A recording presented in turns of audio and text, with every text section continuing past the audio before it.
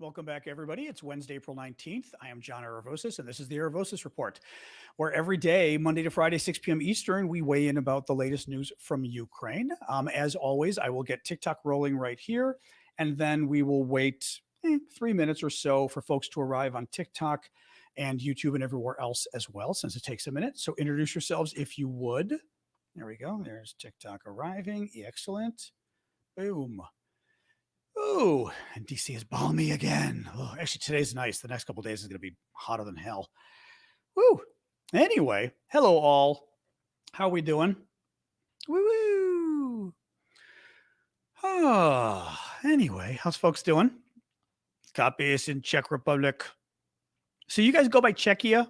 It sounds weird in English. Then again, Turkey sounds weird in English too. But the Turks didn't like the fact that the name I kid you not, the Turks changed their name to Turkey in English from Turkey because Turkey's a turkey, and they were embarrassed by the fact that it was like a bird, a dumb bird. Well, who knows if turkeys are dumb? But I think until they accept Sweden into NATO, we should just keep calling them Turkey the bird. So anyway, map. Thanks, Roshan. Map. Okay. Roshan's demanding the map. There's the map. Woo. Oh, guys. All right. We're going to, like I said, wait another minute or two. That's the way we always do this until the show gets going, until folks arrive. Because it takes about a minute, basically, a minute or two when I go live on TikTok and live on YouTube, etc. It takes a minute for it to sort of filter out and folks to get the message. So, like I said, but another minute, we'll start. Oh, and I don't have a ton of news today. Today, interestingly enough, was kind of a slow news day. Mom's doing well. Symptoms are improving, so looks like she'll be okay, which is good. Thanks for asking. But yeah, not a terribly busy news day, so we'll have lots of time for questions too. So, woo-woo. All right, another half minute maybe. And we'll get enough folks arriving, and then we will dive right in. It is Expanding Universe. Woo, man. So yeah, Sweden. Oh, Lena in Sweden. Hello, Sweden. Well, we're hoping to get you guys in NATO sometime soon. Actually, I will add that to I'll put that last on my list because there wasn't really news today, but there was a little thing thrown on about Sweden and NATO. All right, guys, I will get rolling. Welcome. I am John Aravosis. This is the Aravosis Report coming to you live from Washington, D.C., where we talk about the latest news from Ukraine, and I use my background in foreign policy and journalism and law and politics and everything else to hopefully sort of dig deeper in the news and tell you guys what I think is important and what I think is going on, and then answer your questions about the war. The way we do this is first half of the show or so, I will give you guys the news, maybe half hour. And then the second half of the show, take your guys' questions. To submit questions on TikTok, you guys, the best way to do it is via the Q&A link that is in my profile, you guys on my iPad. And over here on my laptop, we've got YouTube and Twitch and everybody else. You guys can just use the comment box at the bottom of the screen. That's the easiest. I do very much like when you do gifts on TikTok or gifts on YouTube with the super chats or the super stickers, because I'm doing this for free. I've been doing it for free since the war broke out. And this is quite literally my job. So when you guys buy gifts, you are literally helping me keep doing this because I'm not rich and no one's paying me to do this, but I decided I was going to try to make it happen. And so far it's been okay. But we need to keep the gifts coming to keep doing this. So thank you guys. I mean, I'm going to keep doing it anyway, but the gifts help me keep going. So thank you. Thank you, TBI Chris, for the hats there. All right, let's dive right in. So, it's day 419 of Putin's 10-day special military operation. Russia continues to make gains in Bakhmut. Bakhmut's the small town in eastern Ukraine. 60,000 people maybe, now down to probably 3,000 or 4,000 people. And the Russians have been going crazy trying to take this town for 7 months now. And honestly, they haven't been doing very well. They've lost a ton of money. They've lost actually a ton of troops, a ton of equipment. I mean, you name it. It's been a sort of sinkhole of Russian disaster. And the town strategically doesn't really matter. But the Russians have been going crazy. The Ukrainians have been happy to fight back because basically Bakhmut was a really bad place for the Russians to be fighting. Thank you, Ali, for the hat there. Was a really bad place for the Russians to be fighting. The numbers at one point, the Ukrainians said 7-1. NATO was saying 5-1. But basically, for every Ukrainian killed fighting in Bakhmut, 5 Russians were killed. Now, that's much better than sort of the average. The average, if you're defending a city, might be 3-1. So the Ukrainians rightfully thought, well, you know what? If the numbers are so good fighting in Bakhmut, then why don't we just do that, right? I mean, why don't we just do that? Nancy, why are you getting ads at the start of live chat? Because Google decided to throw them up there. But I mean, I turned on ads because I keep forgetting to put them on Google, on YouTube, because as I said, I got to keep the money coming in so I can afford to do this. So that's probably why you got an ad. But Google decides when things go up. I don't. In any case, so Bakhmut. So the Russians have been making progress in Bakhmut the last week or so.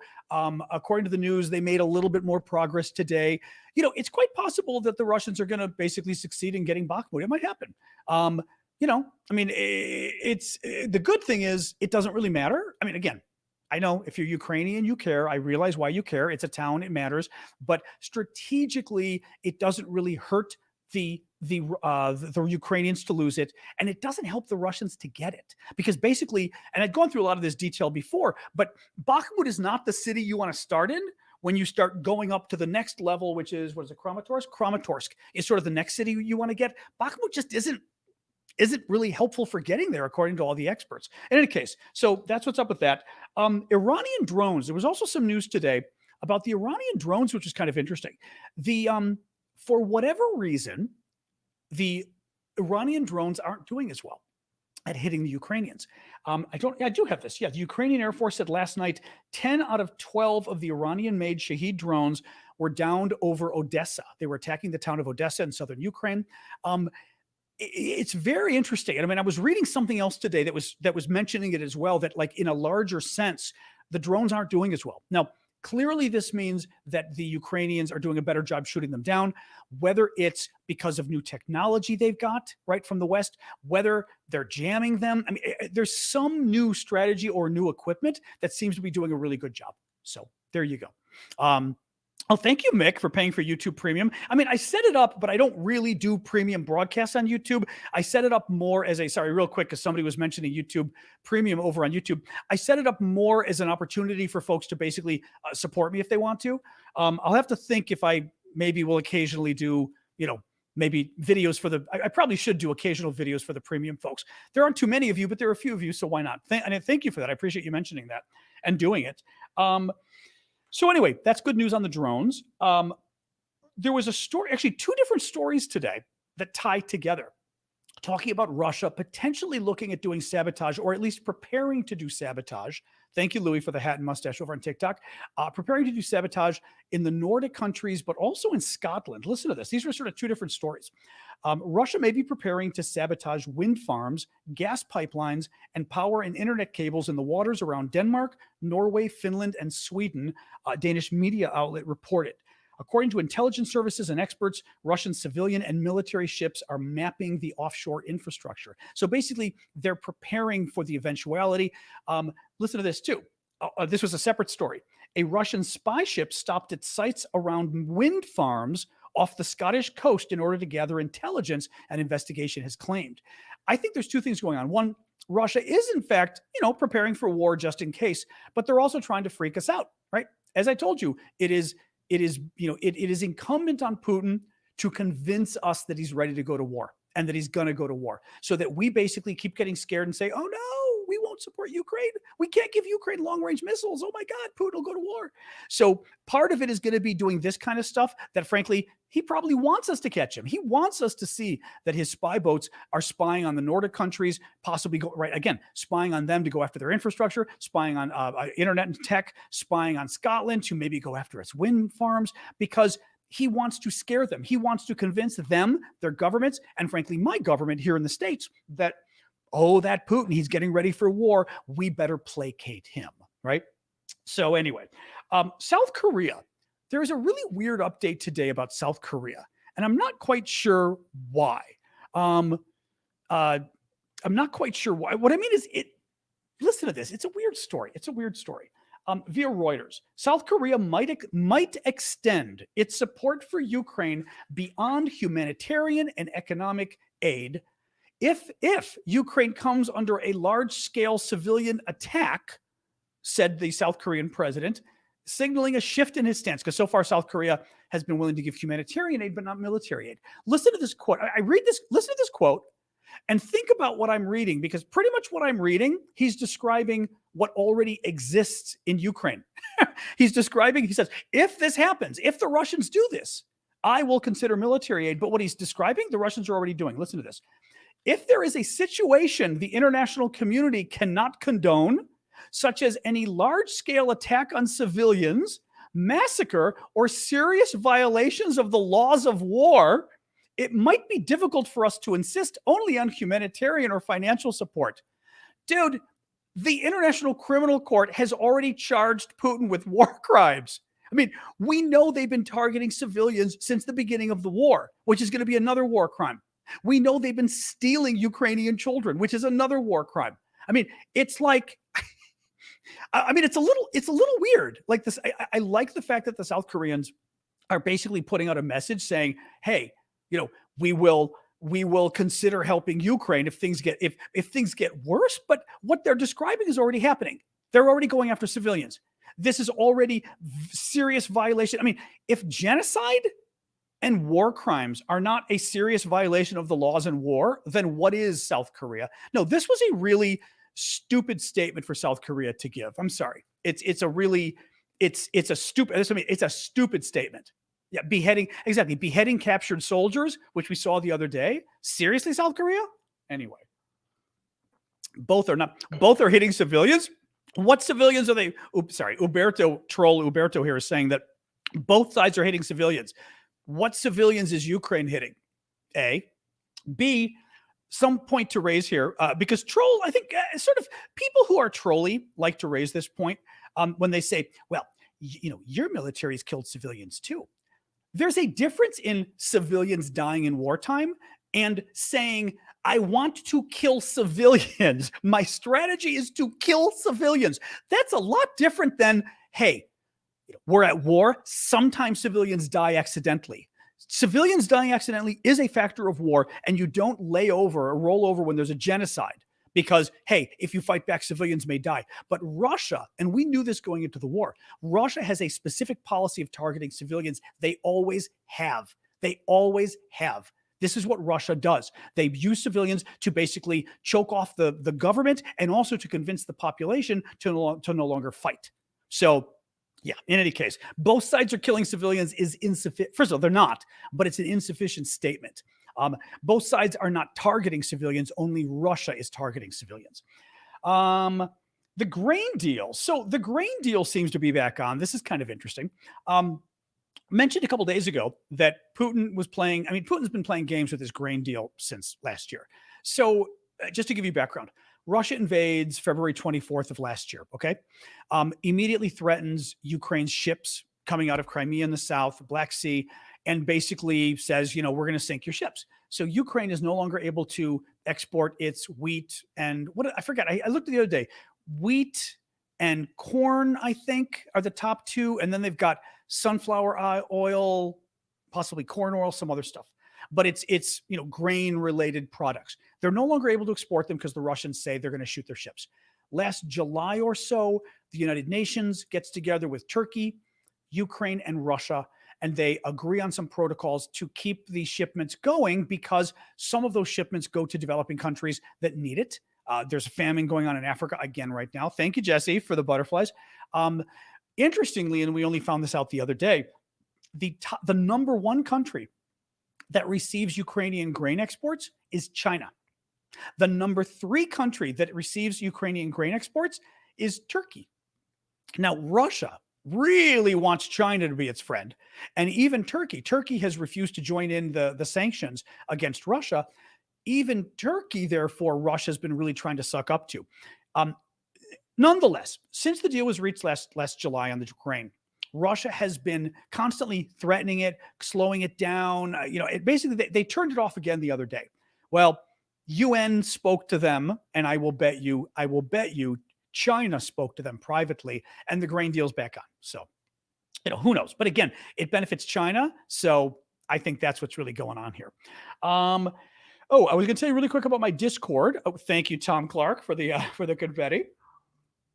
We do have a Discord community as well. As I always tell people, in our Discord community, we do not share classified information, unlike some others. But it's a nice place that we hang out all day. We talk about the issues. Ukraine in particular, there's a group of us that just hang out all day. They're talking about Ukraine. I check in all the time. Ben holds court with a lot of other folks and just, talks about all the issues. It's fun. It's fun. But one of the things I do is I do hold auctions in our Discord community for to benefit Ukraine and also to support my work, because as I've told you, I do this for free. No one's paying me, so I need support to keep going. And the auctions have been pretty cool. As I said, I will show you a couple of things that are actually coming up tomorrow. Half the profits will go to Ukraine. Thank you for the butterflies there, Nancy. Tomorrow, wait a minute, not the Azovstal bracelet. What is it? What's up tomorrow? I'm already spacing. Is it the Azovstal? Happy Beach. Thank you for the whale. Thank you for that. In the wave for the whale on TikTok. Yeah, if somebody could explain to Malayethos, Discord's not easy.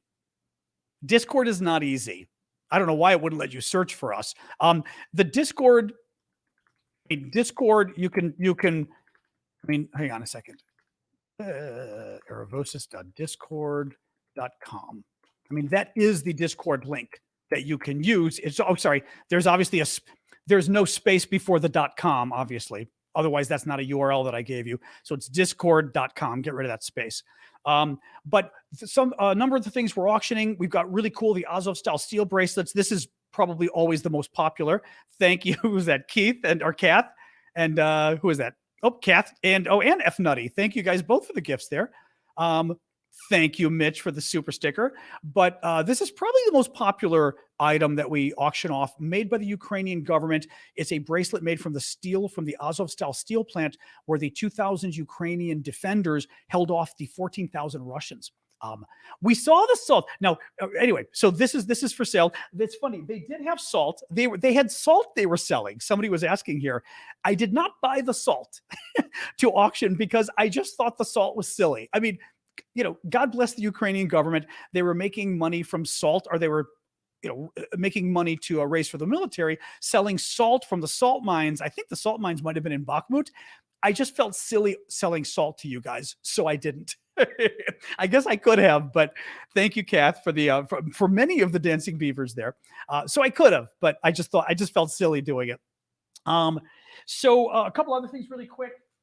Actually, this is one of my favorites because it's a fridge magnet from Ukraine, but it's a fridge magnet matchbook, and it includes it's the commemorative stamp of the Russian warship Go F Yourself, where he's flipping the finger to that. I love that.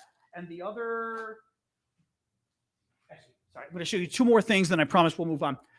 Wall hanging, very cool.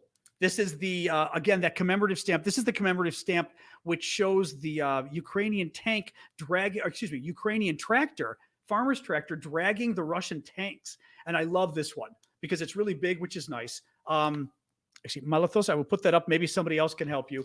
I love this one anyway. This one, I don't even know when all these auctions are coming due in a few days. And the final thing, which actually I really like now. It's funny. I didn't like this when Vlad sent me pictures, and then I tried it on and I really like it. Sweatshirt from Ukraine. That is it's a sweatshirt for the charity that Vlad works with, my friend Vlad, that we've been raising money for, that we work with, Harkovu Mir. It's nice because it's yellow and blue. It's the Ukrainian, you can see the thing's blue inside, Ukrainian colors, says peace to Kharkiv on the bottom. And some of the sizes, not all of them, say Ukraine on the back, which is kind of cool. It almost looks like the Olympics team. Anyway, we're auctioning these off too. I currently have one in every size, from small to triple XL, but that will end as soon as we start getting more. Oh, Joanna. Oh, good. Joanna, you're in Twitch to give help. There you go. Thank you, Joanna. I appreciate that. Leanne, thank you so much for that. That was sweet of you. All right, guys. Sorry. Was there another super chat map? Hang on. Oh, wait. First, we've got SB. Wait. Okay. I did not see somebody mention the map, but I'll trust you on this. All right. I will trust you. There's a super chat for the map. I didn't see it. Thank you. Actually, Roshin, if you tell me who did that, I will do a quick shout out. And Leanne, thank you so much for that. So anyway, what were we saying? Oh, sorry, yeah, SP. I'm sorry, SP had a question here. Where are the export ports in Ukraine on the map? Oh, there's the map. Okay, fair enough. I know that it's Odessa. I know that there's one a little bit further down here. I don't know if it's it's not Chernovisti or whatever. It starts with a C, I believe. Any of our Ukrainian friends out there? What's the other port down here that the grain is coming out of? Because I know Odessa's obviously one. I don't believe anything over here because the Russians are controlling this. But there's at least one more port further down here that I think starts with a C. There might even be a third, but they're all in that area. And Odessa's obviously the big one, but there is another one a little bit. I have to look at, actually, just for fun, let me look at my map. It always bothers me when when I knew stuff, well, not Crimea because the Russians are occupying Crimea. So definitely not Crimea, Richard. Yep. We wish someday they hope it'll be Crimea again when they get rid of the Russians. But let me look here first. Ukraine, just for fun. And since you asked and since you paid for the question. So Odessa, well, it could be Chornomorsk. It might be Chornomorsk. Yeah. Okay. Yeah. Sergeyevna is saying Chornomorsk. That's exactly what I was thinking. It's actually, and Chornomorsk is literally right south of Odessa. Yeah, literally right south of Odessa. So Odessa's here. So Chornomorsk is probably going to be like right here, right below it. Yep. Thank you for that. I knew it was something like that. Crunchy, there's no way to pay on TikTok, but you can always just, for you TikTok folks, I mean, everybody, the questions are free, so to speak. But the paid questions I give priority to on YouTube's the only one that has that, just as a way of basically supporting my work. If you want, first, you can always ask a question in the Q&A on TikTok. Go to the Q&A link in my profile. And if you want to help out, you can always just buy a gift if you want, like one of the cute little TikTok gifts if you want. Let me keep going here. All right. So thank you, SB, for that on the ports. What was I going to say? Oh, semiconductors. So interesting news on the semiconductor chips in terms of the boycott of Russia or the sanctions. Listen to this. And yes, Chibi Storm, by the way, quick aside, just said, did you see that the AMX-10 RC are arriving in Ukraine? These are the French light tanks are in fact arriving. I did see that. I was actually going to mention later a few of the different weapon systems that are arriving. I totally forgot to mention the French, so thank you for that. Yep. Which is apparently a nice little vehicle, so that's good to hear. So semiconductor chips. This is from the New York Times today. Okay, listen to this. Direct sales of chips to Russia from the United States and its allies have plummeted to zero. That's good. But trade data shows that other countries have stepped in to provide Russia with some of what it needs. After dropping off sharply immediately after the Ukrainian invasion, Russia's chip imports crept back up, particularly from China. Imports between October and January were 50% or more of median pre-war levels each month. The United States has also expanded its trade restrictions to include toasters, hair dryers, and microwaves, all of which contain chips. Now, first of all, that's part of the reason, or maybe the main reason, why it's so difficult to cut off all the chips to Russia, because when you think that toasters, hair dryers, and microwaves also have computer chips, you know, it can get... Who is it? Sassy. Thank you, Sassy Unicorn, for the whale diving. Wave.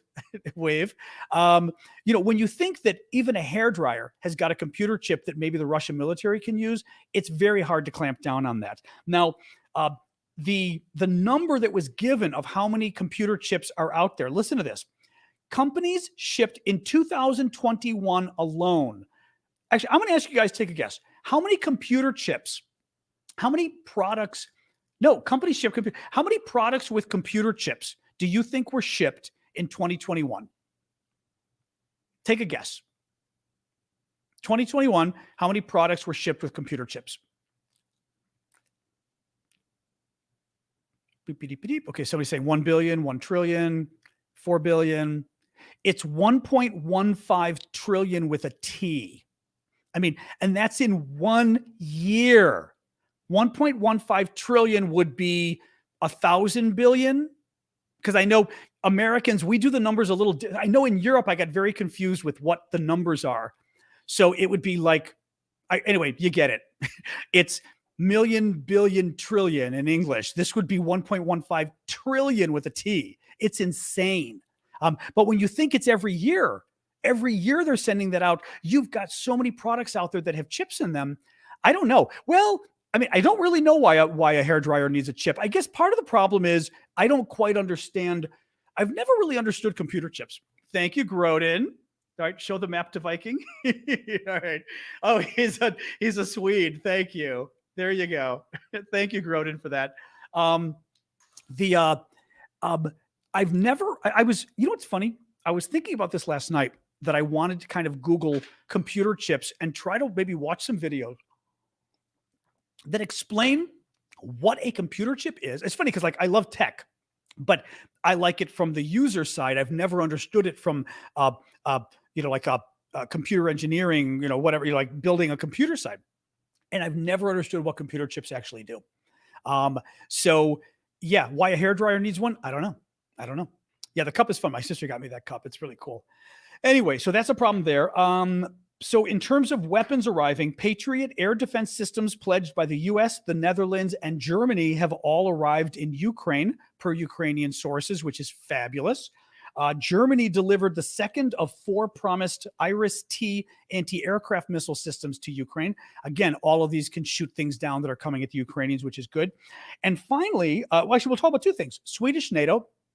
U.S. Defense Secretary said today that he is confident that Sweden will join NATO by July, which was kind of interesting. So I don't quite know what's up with that. I don't know. I mean, they sort of called on Turkey to get things passed. It's Turkey and Hungary that are being the pain here. Okay, they're the two that are holding things up. Hungary, hard to know why. Hungary's just playing games. Turkey, Erdogan has an election coming up. In mid-May, for the presidency. The opposition has a good shot at beating him, and he was freaking out, and I think trying to use Sweden as an opportunity to drum up the nationalism at home to help him in the election.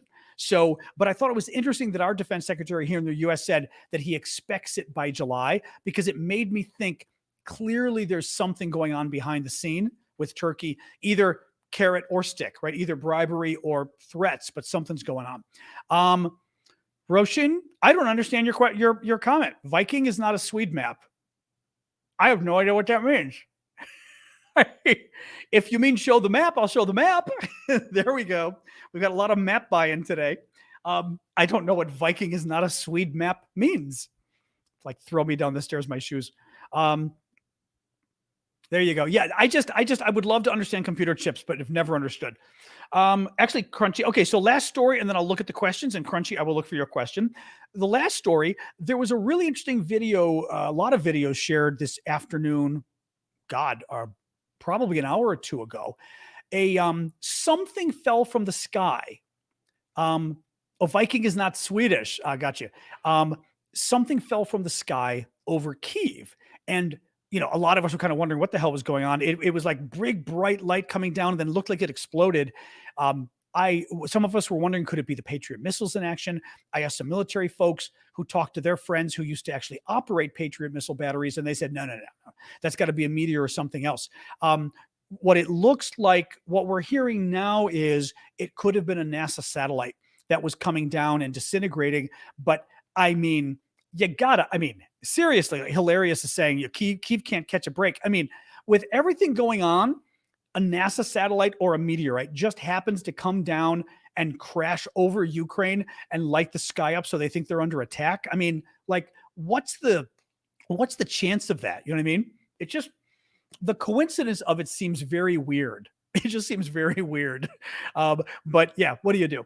All right, I'm going to Vikings. Okay, so now we're having a debate about Vikings here. Really quick, because I've been watching my show here.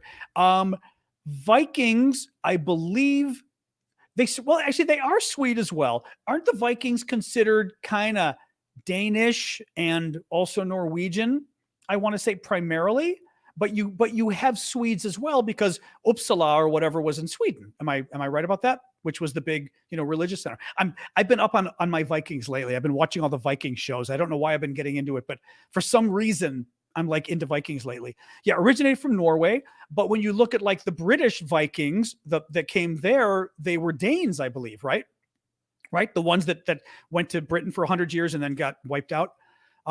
Any case, just mentioning it, since people were being a little, Vikings are Danish, Norwegian, and Swedish. That's what I thought. And the Finns missed out. Oh, well, what do you do? Viking is a profession, not a heritage. That's kind of funny. Actually, that would make a great t-shirt. Viking. It's a profession, not a heritage. All right. Finland, Sweden. Finland too? No, that I did not know if Finland was included as well. Yeah, Alfred. I know Alfred kind of slaughtered them all from what the TV shows I've been watching. Fought them off. Well, I'm trying to know. Wait, was Alfred the one who fought them? Alfred fought them, but who's the one that slaughtered them? It was like 100 years later after Alfred, right? That one of the like Ethelred, one of those guys, like slaughtered the Vikings, which was probably not a very nice thing to do. But all right, let's go for questions here, guys. Norwegian and Swedish, then you're Viking and Viking. Here are my questions. Yes, so TikTok. Feel free to put the questions on TikTok, like I said. Patreon. I'll do my quick Patreon pitch as well, since every night we seem to get like 2 people, which is excellent on the Patreon side. Patreon is another great way to help me support my work. It is basically Patreon is just basically a way to give a donation every month to a creator. It's very easy to set up. Go to patreon.com/Aravosis. You guys have the link on the bottom there. You guys on TikTok can just go to my profile, click the Aravosis, click the Linktree link. One of the options that comes up is Patreon, and it's just a way to make a donation every month. But it helps me because it helps me see how much money's coming in each month. And eventually, if I can get enough Patreon donations, I don't have to keep hitting you guys up for gifts because I really do need the gifts on TikTok and on YouTube to keep doing this work. I mean, I always say it's not contingent. I've been doing it anyway, but I'm doing this for free as my job. I do this full time. So I really need the gifts to keep coming in order to keep paying my bills and to be able to do this. So thank you guys. All right, let me jump here on TikTok. Start with some of yours guys' questions. I mean, it sounds just too difficult. Crunchy Cola is saying, can Ukraine break into 2 temporary countries? Well, here I'll write down. I see Danny's asking about the counteroffensive. I'll talk about that in a second. So Crunchy Cola, can Ukraine break into 2 temporary countries? One 90%, the other 10%. 90% comes under NATO protection. The 10% continues to fight.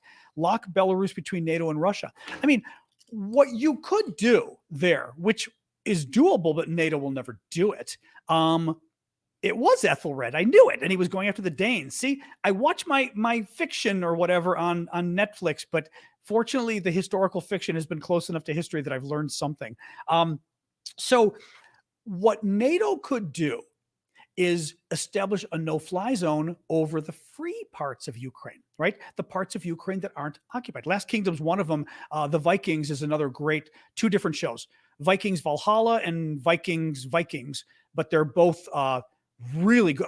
One may be on Netflix and one may be on Prime. Amazon. I don't recall, but they're all really good. And Last Kingdom was really good too.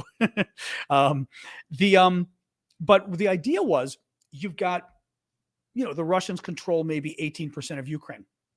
That means you've got 82% left. That 82%, NATO could establish a no-fly zone over. No-fly zone simply means that NATO patrols the air.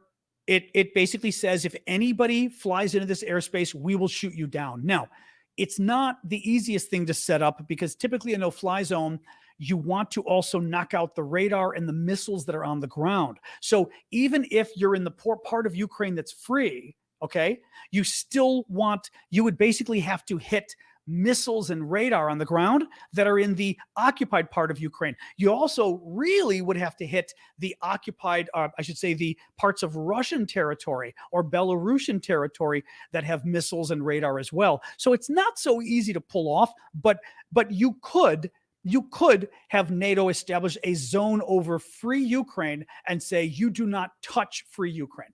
Okay. That could happen. That could happen. Okay. TikTok was doing it. All right. Thank you for that. Sorry, Melayathos. I appreciate that. I didn't know you were coming from TikTok. Yeah, TikTok could be its own game there. So you could, but I mean, let's face it, Biden's not willing to give, and France and Germany too, I suspect, long-range missiles to Ukraine. They're sure as hell not going to establish a no-fly zone, but what do you do? I mean, I wish we would, but they're not going to, right? All right. Oh, aravosis.discord.com. Huh, weird. Okay, well, who knows? But yeah, I didn't think of that, but glad to hear it's working. Weird, though. Another question here. Oh, that's right. Sorry. Oh, the Patreon. Oh, yeah, I was saying the Patreon. So anyway, find the Patreon if you've been watching me for a few months and you like what I'm doing and you can help. If you can't help, don't worry. If you can, please consider going to patreon.com/Aravosis. The link is here on YouTube, etc. at the bottom. You guys can find it in my profile. The Linktree link has all of my links. Go over there, contribute if you can monthly. It helps a lot. So thank you for that. How many Ukrainians remain in Crimea? Do we know? We think we know.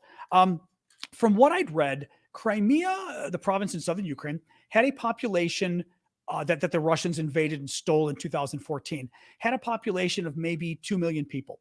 The Russians invade, steal it, basically, claim it's part of Russia. It's not, but they're holding it hostage at this point.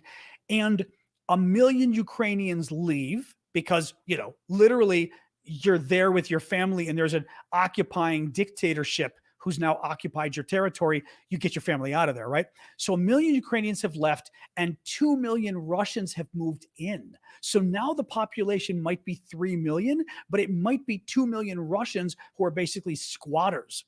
And this is why when people like Elon Musk and others say, oh, we should just have a vote of people in Crimea and they can decide where they want to go. Well, the people who actually lived in Crimea, half of them left. And now it's filled with a bunch of squatters from Russia. So the vote isn't going to really help you too much there, So there you go. A statue of Putin they put up in a UK village of Bell End. They made him Bell End of the Year. I don't know what that means, actually. That may be a Britishism, Lee. I don't know what a Bell End is. In American English, I don't think we say that. I have no idea what that means. That sounds good, though. The Brits are going to get it. I don't know what that is. Okay, I did get your question there. If this is an interesting one from Pain Hub. If Ukraine started to run out of men, Privit, what's up, bro? If Ukraine started to run out of men and NATO sent unmarked soldiers to fight, how long could the war go on? Well, I mean, if we would have to send soldiers, we wouldn't, of course. Oh, it's slang for male genitalia. Okay, had never heard about that. That's very funny. Not in America, it's not. Oh yeah. So, the NATO soldiers would help a lot, but they still need weapons. They need tanks. They need long-range missiles. They need all this kind of stuff, and we're not giving it. But certainly, providing NATO soldiers would help a lot. The problem is, as soon as Russia sees that there's NATO soldiers there, they capture some, they kill some or whatever, we could have a larger war with Russia at that point. But, the war, I mean, at this point, we don't think the problem for Ukraine is manpower yet. We think the problem for Ukraine is weapons. It's artillery shells, right? It's actual bullets for their guns, for their artillery that they need. It's planes that they need. It's tanks that they need. So it's these long-range missiles that called ATACMS that Biden and the French and the Germans, I'm sure as well, are refusing to give him. So, it's anyway, they need a lot of stuff. But all right, seeing your guys' questions here.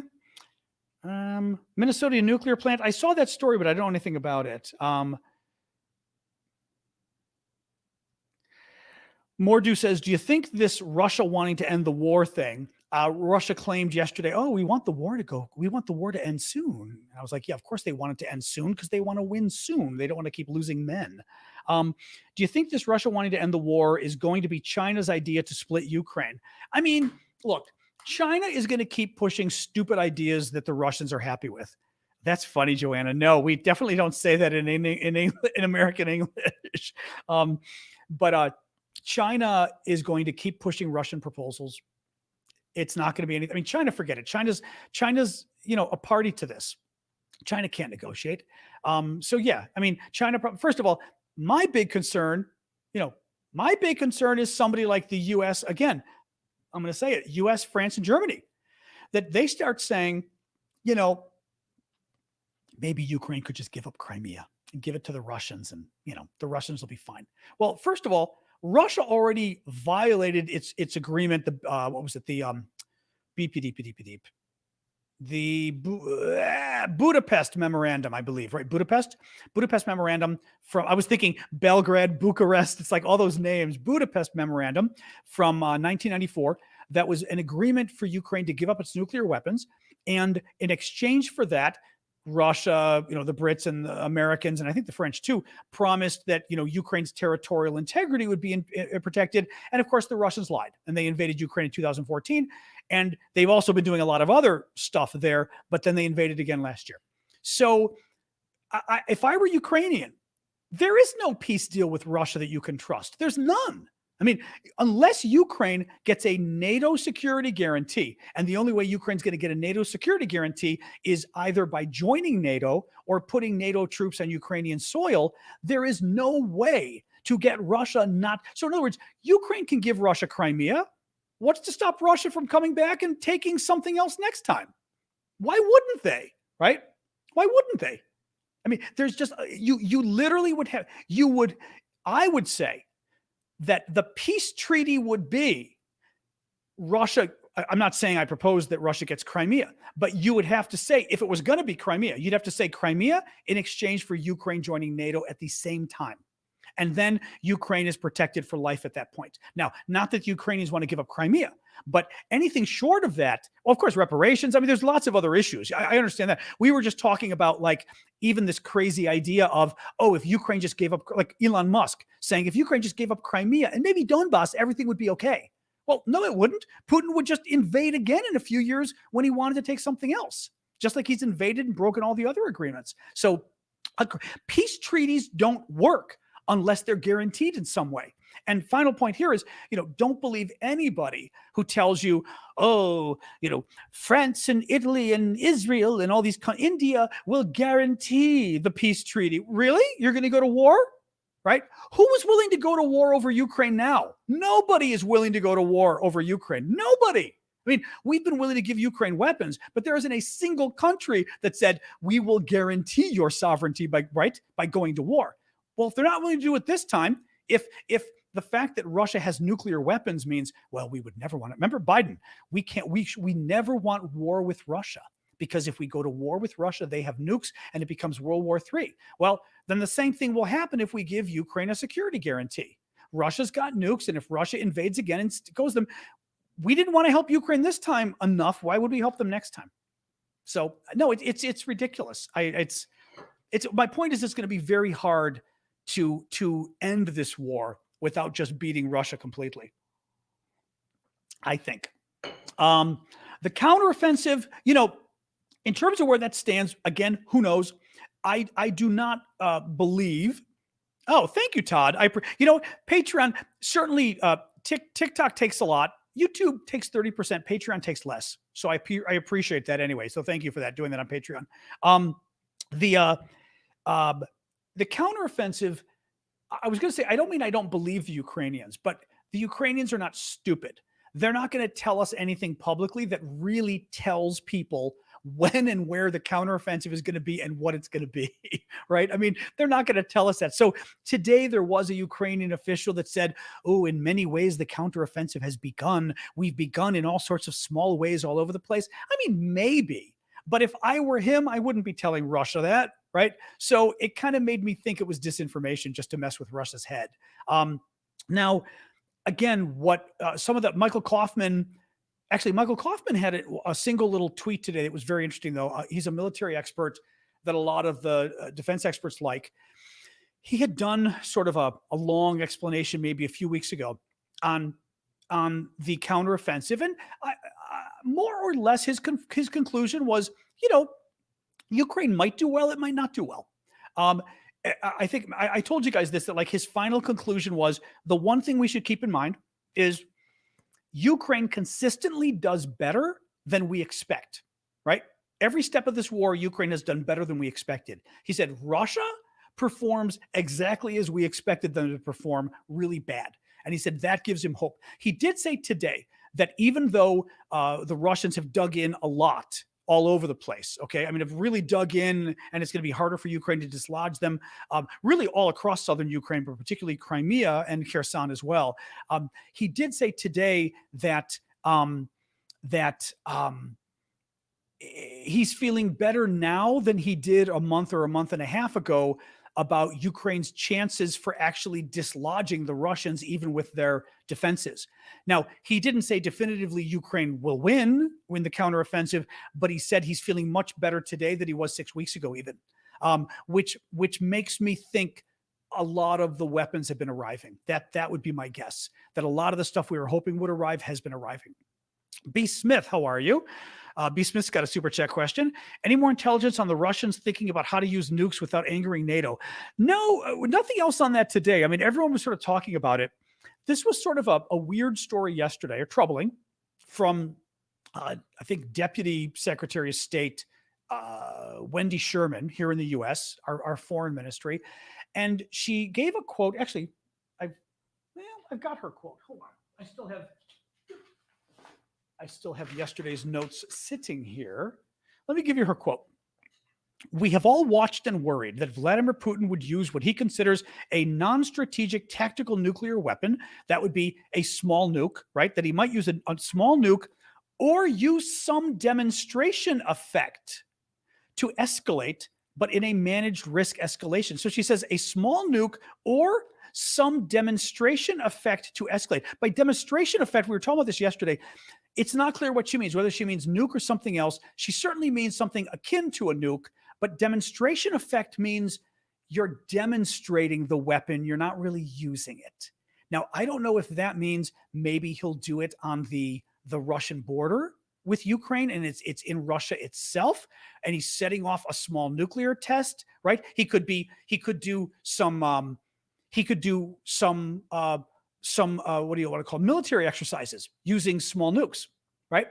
And showing, having his troops blow up different structures or a Leopard tank or whatever the heck it is, and basically doing it to be bellicose, showing that he's using nukes, right? Thank you, user 822, but he's using them in Russia. And because he's using them in Russia, NATO isn't going to go to war over that. And that's what I think she means by like some other way that basically ups the ante and is demonstrative, but stops just short of doing something where NATO would have to respond.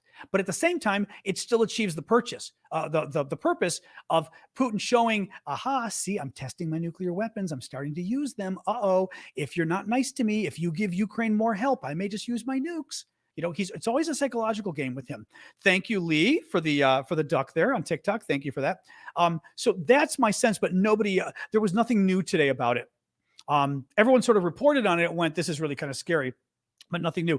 Thank you, Twins in Charge, for the hat and mustache. Sorry, I was looking at my notes again. I finished my notes. What else we got, guys? Oh boy. See if there's anything else here more on YouTube, etc. And then I'll go back to the TikTok questions in a minute. NATO's not going to respond to even Putin using a nuke. I mean, that's an interesting question, Darren. We don't know, and that's what worries me. I'm not convinced as to what NATO would do if Putin used a nuke. I mean, bottom line is, I think Putin has scared the hell out of NATO. Thank you, Dawn, for the puppy party there, puppy sleepover. Cute. Thank you for that. Putin, I think, has really gotten inside NATO's head. Again, Biden, Macron, and Schultz. And I think he scared the hell out of them about escalation, World War III, whatever. And if that's the case, anything Putin does, even if he uses nukes in Ukraine, if we get involved, it makes an even greater chance of nuclear war. So if you're Biden, I fear Putin uses nukes and Biden still sits there and goes, well, if we go and bomb the Russian troops, then we're at war, and then who knows what happens. So I really, what worries me is the fact that, granted, we don't know what the Americans have said privately to the Russians, and I'm sure they've said something. But publicly, at least, I question what NATO would really do if Putin used a nuke. I question what Biden would really do. I've said it before. I think Biden's weak on all of this. I think he's done a great job. Thank you, Royce, for the confetti. I think he's done a great job in terms of pulling the international coalition together, but he is weak on Putin. He's afraid. I think he's afraid of Putin. His policy is placating to Putin, and I think that's not how you deal with a dictator like Putin. I mean, yeah, there's always it was funny. I was watching this it's off topic, but it was a BBC thing that somebody recommended about sort of a World War III scenario playing out. But and one of the people there was doing a scenario of what could get us into World War III. And she kept sort of saying, like, basically she kept saying, but we have to do everything to stop going to war with them. And one of the other guys was like, yeah, but the only way to stop going to war is to have a credible threat that they know we're willing to go to war. If they know we're not willing to go to war, then they'll do everything. They'll bomb our city. They'll bomb NATO. They'll try to take parts of Poland and Estonia and everything else if, in fact, they know that no matter what, we'll never go to war. You've got to be willing to go to war to prevent war, and it's a very fine line, and it is. Sorry, a couple YouTube questions here. Thank you, guys. Ben, could the demonstration of Russian weapons be Russia moving nukes into Belarus as a way of trying to intimidate us as the nukes are getting closer to NATO? I think so. I mean, that moving news is running. Moving the tactical nuclear weapons into Belarus would certainly be a way of upping the threat, but not really doing it. And it wouldn't be something we would respond to by bombing or anything, but it would make people more nervous because now even though it doesn't really matter, Russia's nuclear weapons can hit Poland anyway, right? It's not like putting the weapons closer to Poland makes them more at risk or Lithuania more at risk. It doesn't. But by doing it, it's Putin playing games with his nuclear weapons. Oh my God. NATO needs to make Putin see the alliance amassing in Poland. No, I agree. Honestly, I just think to stand up to Putin, you need somebody I've always said this, it pisses people off, but I mean, I don't like having to always say this, but you need a Reagan or a Thatcher or somebody on the left who's just as ballsy, but somebody putting all their other policies aside, but somebody who, again, has balls of steel and is willing to go to war if necessary. And the other guy knows it, and the other guy goes, holy shit. But you need somebody like that. And Biden's not that guy. Trump, forget it. Trump certainly wasn't that guy. Obama wasn't that guy. Clinton could have been that guy. I mean, Clinton, God knows, Clinton was willing to do the right thing in Yugoslavia. So Clinton could have been the guy. George Bush the first. Yeah, because, well, mind you, George Bush the first was happy to get into war. I mean, Afghanistan, I think, was justified, but he was happy to get into war in Iraq. So Bush at least, the threat was credible, at least, right? Biden, I'm sorry, my analysis of Biden's not going to war with Russia, and he's going to do everything he can to stop it. So if you're Russia, you play all the games you can. Anthony, thank you for that. Is the help from the West for Ukraine a one-time only, or do you think going for wood, the West would step in again? I'm not sure what that you threw. I think you threw in a Britishism at me there, going for wood, but thank you, Cheryl, for the train. Going for wood, the West would step in again. Going for good, maybe? Or do you think going for good? I'm not sure what you mean by that. I guess what I mean is we are obviously ongoing helping right now. I'm not sure if you mean like if a peace treaty is reached and then Russia goes in again, would we help again? Oh, Tim Pool. Oh my God, Tim Pool. I'm not even sure. Sorry, I see somebody mentioning Tim Pool on YouTube. I'm not even sure why you mention him, but he's a pro-Russian propagandist. Oh my God. Yeah. He's also, I think, kind of MAGA guy too. Yeah. Oh my God. But you know what? Put more explanation down below of what you mean. I mean, you don't have to pay for it.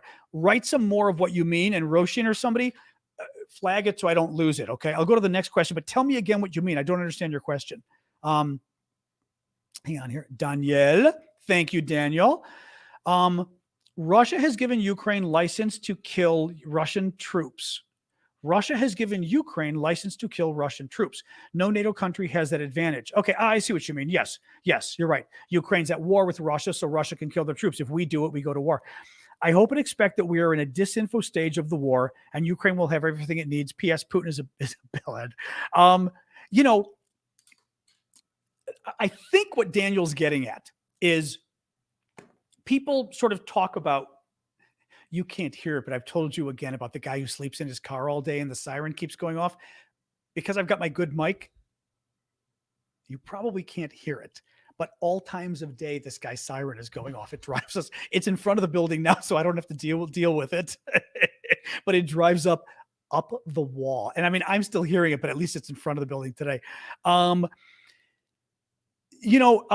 right.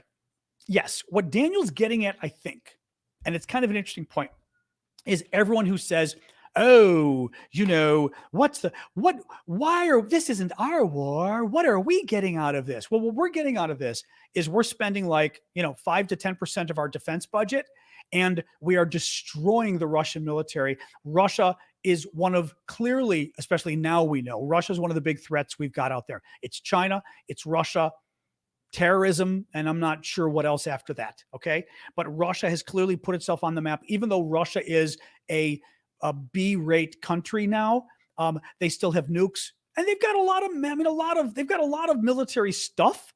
They're B-rate, and their economy is nothing. I mean, the country's kind of falling apart at this point, but they've still got nukes, so they're trouble. And we, via Ukraine, have been able to destroy their military. That is not, I will say, that is certainly a benefit, an added benefit of us helping Ukraine. I don't think it's why we're helping Ukraine, but it is one of the advantages to it that certainly helps keep the aid going, knowing that the Ukrainians can harm the Russians. They can blow up Russian equipment. We can't. And every time the Ukrainians do this, they are making Europe safer, and they're making America safer simply by hurting the Russian military and making Russian military power weaker and weaker and weaker. I mean, lots of other ways that Ukraine's helping, but it's hugely helpful because, as Daniel says, they have license to kill, but it's not just troops. They have license to kill Russian tanks. We don't. They have license to blow up Russian artillery. We don't. Russian planes. I mean, it is a proxy war. And people get upset about proxy wars. It is a proxy war in some ways. I mean, it didn't start as a proxy war. Thank you, Jaden. It didn't start as a proxy war, but it is now in part a proxy war, in the sense that a proxy war meaning we are fighting Russia, but we're doing it via Ukraine, and historically that's considered okay. The Russians did it to us in Vietnam as well, so it's not anything new that we're doing. Nancy Wex. Did you read about Zelensky at the Poland-Belarus border today? Yeah, since we're talking about Belarus. Yeah, I wasn't sure what to really add about it, but Zelensky went to the border with Belarus today, northwestern Ukraine, just to sort of talk to the troops that are there, which was, it was interesting. I wasn't going to mention it, but it stuck out in my head when I read it, because somebody was asking yesterday about the Ukrainian troops on the border there with Belarus and whether anything was going on. This was northwest Ukraine. So Kharkiv is northeast. I wasn't sure if you're talking about this. But he met with the troops. I don't know whether anything important came of it, right? So that's the only reason I didn't mention it, but I just thought it was interesting. And by the way, my suspicion is it's Zelensky also sending a message to the Belarusians and saying, hey, we've got our troops here. They're waiting for you. Don't screw around. Don't F around. Right. So, Anthony, feel free to repeat your question and just kind of rewrite it. As I told somebody else, write it in English. No, but I mean, tell me again exactly. Going for wood means creating a big hit. Oh, I guess. Okay. So were you talking about the counteroffensive? Meaning like if the Ukrainians do is the help from the West a one-time only, or would the West help again going forward? Okay. Well, I mean, here's the thing. I mean, the West is still helping, right? I was trying to figure out what you meant by helping again, because to help again means you have to stop helping at some point to then help again, right? So I wasn't sure what you meant by that. Thank you, Alicia, for the boat. One of my favorite things. The current concern, as you know, is the West just getting tired, our politics changing, governments coming in that aren't as supportive of Ukraine. In America, it's Trump or DeSantis or somebody who's made really bad comments about Ukraine, or I'm saying if Biden were to lose, or you get Nikki Haley or what's his face, Pompeo, who both worked under Trump, who have said wonderful things about Ukraine and the importance of fighting Russia. So, it depends. But if you get some of those bad guys, then U.S. support for Ukraine could go away. European support for Ukraine could go away. And then it's not clear when it would come back, if it would come back, right? Under maybe a Democratic administration. I don't know. Thank you. I'll pull on. So I guess that was my question, was it kind of depends. Currently, we are still helping. Today, the U.S. gave more aid again. It was like another $300 million. It included weapons for the HIMARS, like missiles for the HIMARS, and some I guess, bullets and things. Again, it wasn't a big enough story, so I didn't mention it for you guys. But we are still helping. The question is what worries me, I guess, is like a peace deal or something else. If there's a peace deal and the Russians in a year or two break it, are we really going to come back in and help again? I mean, not unless we do a really big campaign to sell our people and our countries over why this war matters. And again, our governments aren't doing, I don't think my government's not doing a good job. Biden's not a good speaker anyway, but his people aren't doing a good job explaining to people why the war matters. Whereas a lot of the Trump people or the MAGA people keep saying it's a waste of time. It's causing inflation, all sorts of crazy stuff like inflation. The war isn't causing inflation. If anything, the war is probably helping the economy, but they keep talking every day about this. And our guys do not talk every day about why the war matters. What do you think about the French tanks arriving? I will say I'm not an expert on the French tanks. Thank you, darling, for the chef's kiss. I remember reading, I forgot what it was now. We talked about it when, I'll do a recap at the end. Yeah. We talked about it when the French first promised the tanks. I'd found some information on it and I'm trying to remember now. I don't remember now what what some of the cool things were about the French tanks, but from what I read, they're good. I mean, mind you, they're light tanks, right? The good French tank, the bigger one is you guys know, what's the big one that's more on a par with the Challenger and the Leopard and the Abrams? It's I'm forgetting the French tank. That big one with an F maybe. The big one is what they want, is what the Ukrainians want, but they're not getting that. But these are the lighter tanks, the smaller tanks. Having said that, I was just going to say they're Bradleys on wheels. These are like the Bradleys. That G, maybe that girl is saying they're like Bradleys. Oh, the Leclerc. That's it. Yeah. Thank you, Alicia, for the duck. So if they're like the Bradleys, people like the Bradleys. I mean, the Bradleys are, the Caesars are different. The Caesars Caesars an artillery, isn't it? The artillery. But the people like the Bradleys. I mean, the generals and everybody who've been talking, the American generals, about how the Bradleys are a big deal. The Bradley fighting vehicles that the U.S. is sending. So I would imagine, all of this is going to help Ukraine. I guess the question is, we just don't know how much has arrived and whether it arrives in time. In a way, I don't want us to know because I don't want Russia to know, right? So it's nobody's business to I'm hoping that the reason we don't hear about it is the stuff is actually arriving, but they don't want Russia to know, right? So hopefully, but no, I think people say it's good. Brian, thanks for the great show. Only one I know where you hear about serious topics like nuclear weapons, Korean foreign policy, and Viking history. Exactly. Followed immediately by thanks for the many dancing groundhogs. Exactly. Well, what's funny? At the very beginning, I remember somebody was getting very upset by the TikTok gifts. And they were like, it's just not serious enough. And I was like, I hear you, but I can't do this full time if people aren't giving gifts. So I don't really have a choice. And I remember even now I've gotten so used to it. My mom did ask the other day, she was like, why do you keep talking about these funny things? I was like, well, they're gifts people give me and it's hard to explain, but yeah. Hawk anti-aircraft missiles. I don't know. I don't, anybody else know? Tatorto is asking, have the Hawk anti-aircraft missiles shown up? I don't recall seeing that. Anyway, thank you, Brian. That's sweet of you. Thank you for that. Don't know if anybody knows the Hawk anti-aircraft missiles.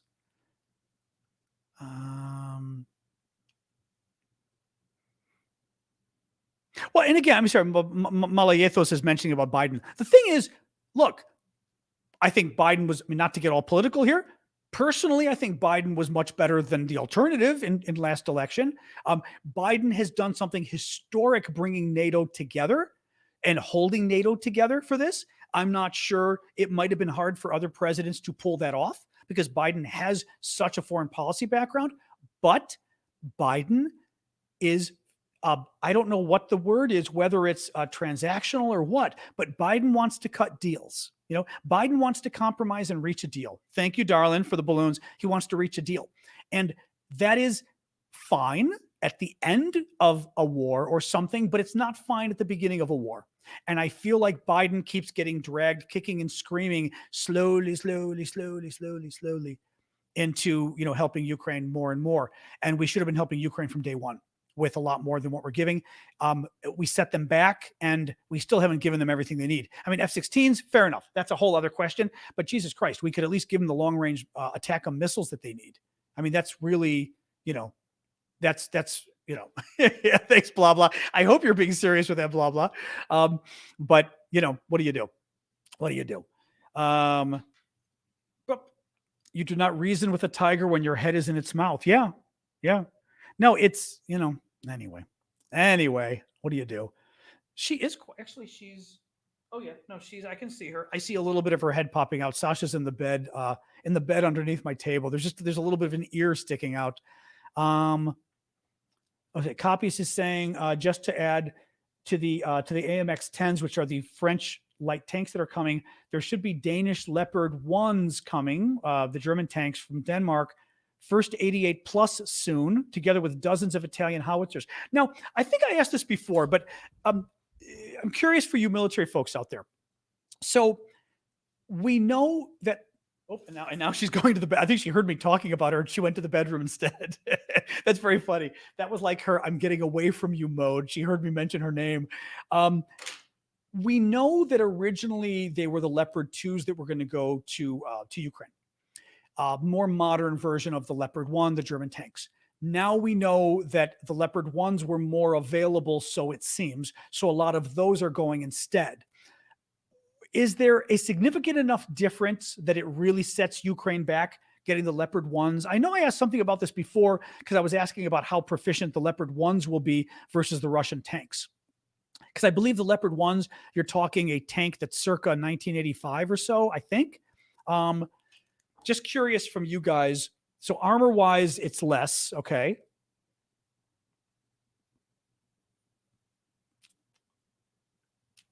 You know, Leopard 1's better than a T90. Ah, that's good to know. So Snowy Mittens is saying, sorry, here's the map for Mario. Thank you, Mario. And Brian Franklin, or whichever of you. There's your map. We are united by one map. This is true. The Leopard 1s are old, but have good guns, okay? Electronics and better armored targeting systems. I'm assuming that means the new ones. The Leopard 1 is being upgraded now, but the only question is it the Leopard 1s that Ukraine's getting, right? They're still more advanced than what the Russians can currently supply. I mean, that's good. That's good. Russian tanks circa 1945. Well, that's true. Remember, some of them were coming like from Vietnam or something crazy that we'd read. Okay. I mean, so they're still very good. They're still very good. But I do still worry about the fact that it would have been nicer to get the more modern tanks. No, stupid roofer, I still agree with you. You have to give it to Biden. He's done a fantastic job with his support of Ukraine. I still do agree with that. I mean, let's face it. You know, the MAGA guys have, and I mention them because they've been the problem. I'd say the far left, but the far left has been very insignificant. It's been so fringe that you guys wouldn't even know the names I would mention of people. The Democratic Party overall has lined up with Biden in supporting Ukraine. Republicans have been great, other than Fox News, which is very influential, sadly, in this, and Trump and DeSantis, because DeSantis is trying to get the Fox News vote and the Donald Trump vote, so he's been very bad on Ukraine too. But Biden has done an amazing job, I think, in terms of keeping the weapons going, getting the NATO countries on board, keeping NATO together, but he could be better. And I think what I mean is he could be better. It's not, oh, he's not as good as he could be, but he did the best he can. I don't think he did the best he can. I think he's afraid of Putin, and I think it's dangerous. And I think he signaled to Putin that he's afraid of Putin, that he thinks we've got to give him an off ramp. But that was some of the other BS coming from that. We got to give him an off ramp. No, you don't. You can beat him, right? We've got nukes. They've got nukes. No one's using nukes. If we use nukes, we all die. But if it's a conventional war without nukes, we win. Putin. So, but from Putin's perspective, if he uses nukes, he dies. If he uses conventional weapons, he dies. So from Putin's perspective, this war, it's not like we don't need to give the guy an off-ramp because he's not going anywhere. I mean, he's in trouble no matter what. And I just wish our guys would just God. I mean, I get it. I get the argument. I don't think it's a stupid argument. I mean, I just disagree with Biden about this, but I think, like I said, there's a fear of Putin or something there. And I think Putin sees it and relishes it and therefore jumps on it. Thank you, Mrs. T Mag, for that. I appreciate that. Beep, beep, beep, beep, beep. We do a lot of questions today. This is good today. Leopard 1 is 60s and 70s tech. Okay, still better than the Russian museum exhibits. Well, that's good. And keep in mind that a lot of the Russian tanks, the good ones, have already been destroyed. So, a lot of the really good Russian stuff is gone, which is why they've had to dig in and start taking tanks from the 50s and everything else, which is great because it means even the Leopard 1s are still going to be much more advanced, than what the Russians will have. Yep, let me see here too. I thought a tired guy saying, I think Boris Johnson did a good job when it comes to supporting Ukraine. I do too. Amazing. Absolutely amazing. No, he, for all of his foibles and everything else, John Mueller says, do you think DeSantis would flip back to supporting for Ukraine if elected, though? He might, but I don't. I worry about people who are flip-floppers. And on Ukraine, DeSantis flip-flopped like 4 times in 3 weeks. He criticized Ukraine, then he supported, then he criticized, then he kind of supported, then he went back and forth 4 times. He wants the Trump votes. Maybe once he got elected, he'd be better. Dog wants to roam. Maybe once he's elected, he'd be better. I don't know that we can count on that. I think at the very least, by willing to go back and forth on Ukraine, DeSantis has shown he doesn't care about Ukraine. He really doesn't care. And if he really doesn't care, why is he going to keep the war going? Why is he going to keep trying to hold the coalition together? Why is he going to fight with Congress to get Congress to give money to support Ukraine, right? Why use that kind of political capital if you just don't care? So maybe, but I'd rather, if it were at least for Ukraine, if we were going to get a Republican, I would rather have a Republican like a Nikki Haley or Pompeo, who, at least as far as Ukraine policy, has been very clear. Russia's bad. What's going on in Ukraine is horrific, and we need to stay there, and we need to give Russia Ukraine better weapons, and we need to defeat Russia. Than somebody either like Trump, who's just against, or DeSantis, who just is willing to blow with the wind. I think it's risky. It's too risky. Joanna asks, why is the collecting of Twitch channel coins disabled on your Twitch? I don't see this left below the chat stream. I assume you're already affiliated. I am not affiliated, and here's why, Joanna, because on Twitch, unfortunately, they will not allow me to stream like this. Like, I stream to a number of services at the same time. Twitch won't allow it. If Twitch finds out that you have, even if I use like my phone as a third way for Twitch, the fact that I'm doing a show for somebody else and broadcasting it to Twitch too, they don't allow and they'll take away your affiliation. Twitch insanely requires you to do a whole other show. And they even said you could read the same material, but you have to read it so in other words, I would have to finish with you guys and then start my show again with Twitch and just read my script, and that would be allowed. But I'd have to we're already an hour and 15 minutes. I'd have to do another show after that. So I would love to, but I don't think there's any way around it because I'm afraid of somebody reporting it and then I get in trouble and I lose my affiliation. But it seems just it seems like an absolutely crazy policy there. If you know anything, I'm game, but that's why I haven't become affiliate. I can't do separate shows for Twitch with 100 people. I'd love to, but I'm exhausted by the time this is over. I do like an hour 20, an hour 30 with you guys. I can't do another hour long show on Twitch. It's just a lot to do. Yeah, Sasha's clinking. She's walking around. You did hear that, yes. Daniel, you were being very sweet and generous tonight. The Bradley fighting vehicles seem to be very underestimated. They're going to make such an impact. This is what General Hertling says. They'll be far more useful than the Challenger 2s and the Leopard 2s, which are the tanks coming from, well, a lot of Europe overall and the Brits, mostly because they'll be in significant numbers, but also they're fast. Yeah, the Hertling, who's an American general, was head of the army in Europe. At one point several months ago, he mentioned this and he said, everyone's talking about the Abrams and all the other tanks. What they're not realizing is just, if we're 15 minutes away from toothbrush time, what they're not realizing is just how much of an impact these Bradleys are going to have working with everything else. So yeah, that was Hertling's point. So he agrees with you. Yeah. And again, we haven't heard much about them. I think a lot of Bradleys have already arrived, haven't they? Right. TOW missiles make a huge boom. Sorry, Sasha, I'm working. I know. Now she went to the front door. And now she's standing over here about 15 feet away from me going, I think she either wants her treat or she wants to play. It's hard to know which. So yeah, but how many Bradleys have arrived? Do we know? I don't remember whether we know how many Bradleys have arrived. 100 plus, you think, Dark Chef? Really? I thought it was like 60 at one point at least. So maybe the 100 is correct. That'd be great. I mean, yeah, good. All right, good. All right, TOW missiles. Oh, so she's very much got personality, Devin. Yeah, Sasha's own show. I'll just hold her up for an hour and you guys can donate. Well, maybe I'll have a Sasha-thon at some point. She gets a little pissed when I hold her, though. Maybe I'd have to have her like on the couch or something. We could do that. Free Sasha. This live normally goes to, oh God. Oh, that's the, God.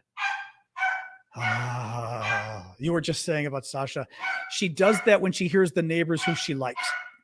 And there's a little neighbor dog who she hated last year. Sasha, hey! The neighbor dog that she hated last year, who she loves now. So every time she hears him in the hall, she's like, wah! And the neighbor across the hall, she likes too. She loves him. So thank you, Hedge, for that. So she loves the neighbor across the hall too. So either one she hears, and that is her, oh my God, I know you bark, is what that was. Thank you, Jeannie, for that. Oh, that's true. The Abrams are the Bradleys. The Bradleys are supposed to be tank killers. It's because of their speed. Oh, is it because of their speed and the Russian turret rotation speed? It's got to be the weapon. The speed? Actually, the speed might be. Answer the question, actually, folks. I'm not gonna guess at this. But why are the Bradleys known to be tank killers? Excuse me. Somebody wants to jump in here. Thank you, Jeannie, for Cooper. Did I? Oh, Dancing Beaver. Yeah, Hedge. Yeah, exactly. I did. I thank you. I thought I missed you, Hedge, there. Someday I'll show the balcony. I always worry about showing my apartment. I don't want to get stalked by somebody. I don't mean you guys, but like the bad guys. But now that the flowers are starting to come out, I may do a balcony tour. Because I've got my peony plants that I got from my mom that are definitely flowering. But I've got these wonderful, I forget what they're called, but these wonderful flower not ivy, but kind of plant growing on my balcony that's it's evergreen and the flowers are going now and they're crazy. I mean, it's just beautiful. Let's see here. I do not grow vegetables. I grow tomatoes. I usually buy a tomato plant at some point. I mean, I grow scallions because I found out a couple of years ago, not to turn this into a cooking show, but scallions, at least in Washington, we're zone 7A or whatever, scallions survive the winter. So green onions, I guess you might call them too. So I plant them outside and they've been growing for a couple of years now. And I love it because I can just sort of cut them back. Thank you, Sheena, for the butterfly. I can just cut because I don't use the onion part. I use the green. The green's good enough. So I just cut the greens, use it in my cooking, and then I've always got permanent greens growing. Basil too, of course, but basil can be a pain. It grows and then goes back. We'll have to do a cooking episode at some point or a gardening episode at some point. Any other questions, guys? I mean, there's more, but otherwise pretty soon I will do a wrap up and we will go. But I do like tomatoes. I've got to get those little tomatoes. I like the little cherry tomatoes a lot and they're fun to grow and they taste so good. In Kharkiv, Ukraine used a blitz strategy to uproot Russia. Will the geography in south and east support this? I don't know about the geography. What I do know, though, is you're going to have a problem with Russian defenses. So, like in the south, I was just looking at a map today. Kherson in the south's got a lot of stuff going on. I mean, Kherson down here, okay? The Russians have put a lot here, especially because they really don't want the Ukrainians taking Crimea back. Crimea itself, lots of defenses. It's harder to do sort of a blitz if there's, tons and tons of Russian, whether it's the trenches, whether it's the, I guess they call them dragon's teeth, like the, triangular thing sticking up to stop a tank. That's going to slow them down. So who knows, right? I mean, who knows? Oh, and then my air conditioning just went back on. I hate that when it does that. When it's either feast or famine here. Hang on, I'm going to adjust it again. Now I'm cold. There we go. I will say this. I part of the issue also was, I think, the Russians and how prepared they are. Well, they're not. There's hedgehogs. These are not hedgehogs. They're called dragon's teeth. The hedgehogs are the jacks, so to speak, right? Crisscross. The dragon's teeth are literally these like pyramids going up, but if you took a pyramid and pulled it really tall, like 4 feet tall, but pulled it taller than it is wide, they're called dragon's teeth, more or less. Maybe it's the same. It's a pyramid basically, and it works the same way. Exactly, a concrete pyramid. It works the same way as the hedgehogs, but same concept. Yeah, it's just but a totally different structure. But I was reading. I know I read a few months ago that the Ukrainians got lucky. They did very well in eastern Ukraine with the sort of the blitz against the Russians in Kharkiv, but that it wasn't expected that they were going to be able to pull that off again. Then again, like Michael Kaufman says, the Ukrainians always seem to do better than we expect, and the Russians seem to do as bad a job as we expect. So, the Russians could still screw this up. It's a triangle. It's actually, it could be a pyramid though. Pyramids are 4 sides. It might be more of a triangle. Whatever. You can Google it. It's called dragon's teeth. You'll see them. They put them on the beaches in Crimea so that the Ukrainians can't come in by sea. Didn't see this about flooding. Raggedy Man Rusty says, do you think flooding will change anything? There's flooding in several areas near the Dnipro River. Red level of emergency declared. Interesting.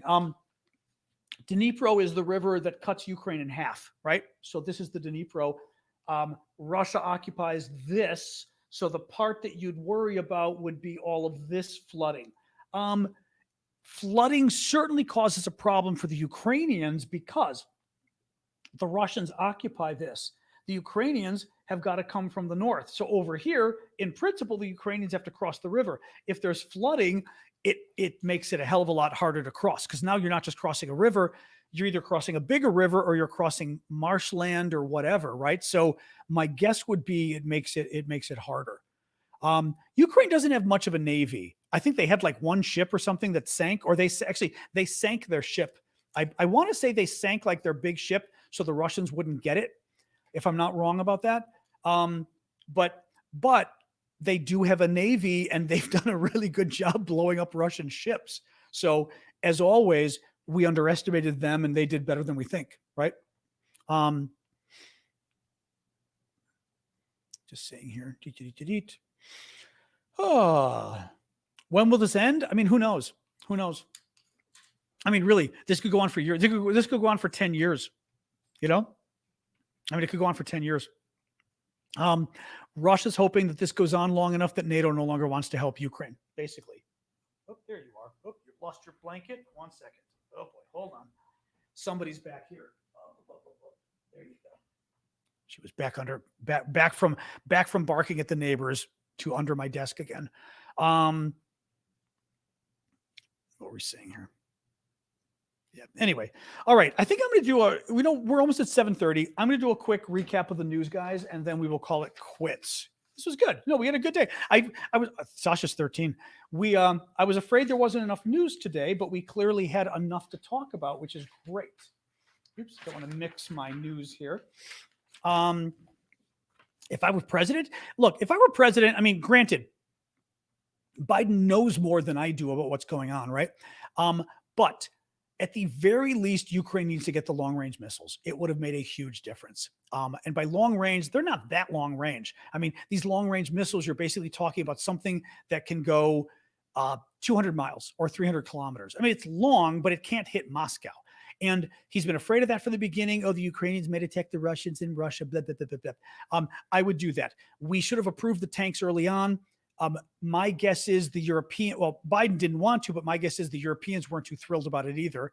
F-16s, I don't know. I'd have to know a lot more from the experts about whether the F-16s make sense or not.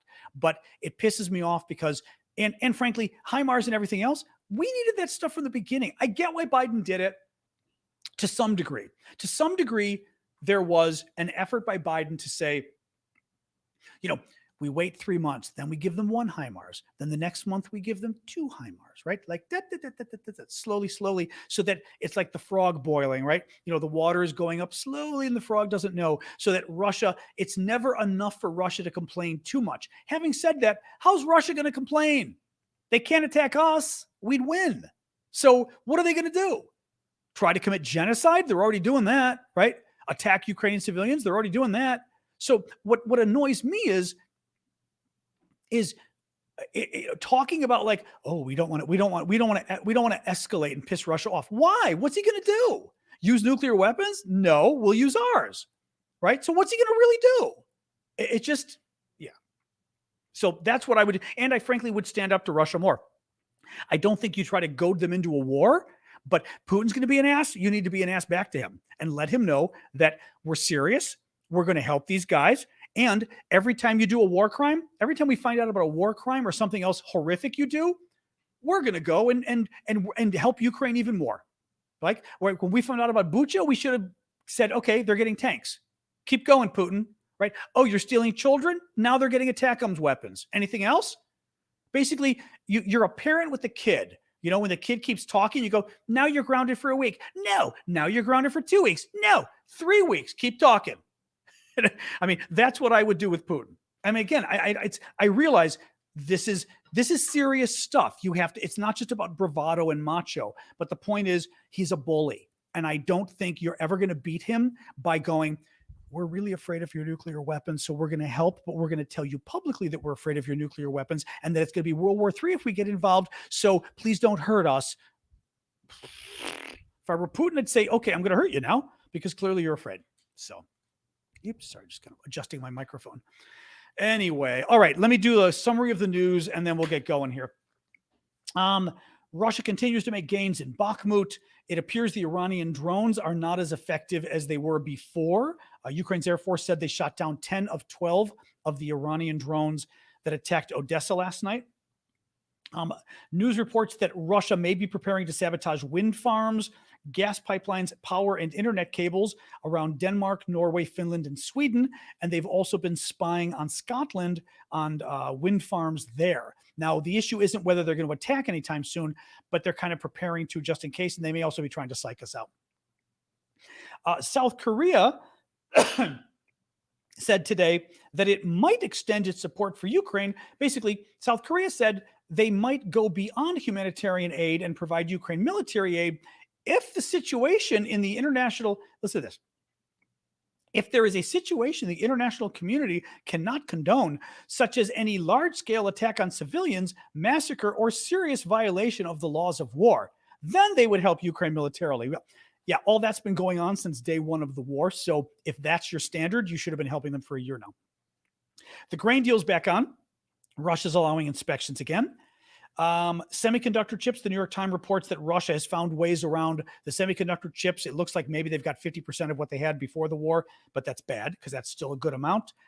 The Patriot air defense systems pledged by the U.S., the Netherlands, and Germany have arrived in Ukraine. Germany delivered the second of 4 promised Iris-T anti-aircraft missile systems. And at 10 o'clock tonight, Ukraine time, a bright glow of an air object was observed in the sky within Ukraine. Everybody thought it might be a UFO. Then we thought it might be a Patriot missile battery, but it appears it was a NASA satellite crashing over Ukraine and burning up in the atmosphere. So, but there's a wonderful, hold on, I'm going to find this for you. But there was a wonderful meme going around because people were saying it looked like it was a UFO. Hang on. I'll pull this up for you. It's fabulous. It's absolutely fabulous. So again, people were saying it looked like, people were saying, is it a UFO? What is it? Hold on. Here it is. Here it is. Here it is. So somebody made this and shared it. This is, you may recall, because I've shown you this before. This is the takeoff of the Ukrainian stamp, showing the troop giving the finger to the Moskva, the ship, the Russian warship Go F Yourself ship that the Ukrainians sank, but he's doing it instead to the UFO, which I just think that's absolutely, I don't even have that here, Norm. Oh, I do. This is the drawing. It's on the matches that I'm auctioning off. This is the drawing of the stamp. So that's the takeoff. That's what it's a takeoff of. Isn't it great? It's absolutely, I love it. Absolutely fabulous. Anyway, all right, guys, that is it for now. I am going to sign off. Thank you. You were very generous tonight with the gifts. Snake. Well, it's Snake Island.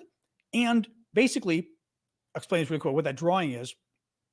On the first day of the war, Russian warship called the Moskva, the biggest, sort of their top warship in the Black Sea in the south there, goes and finds some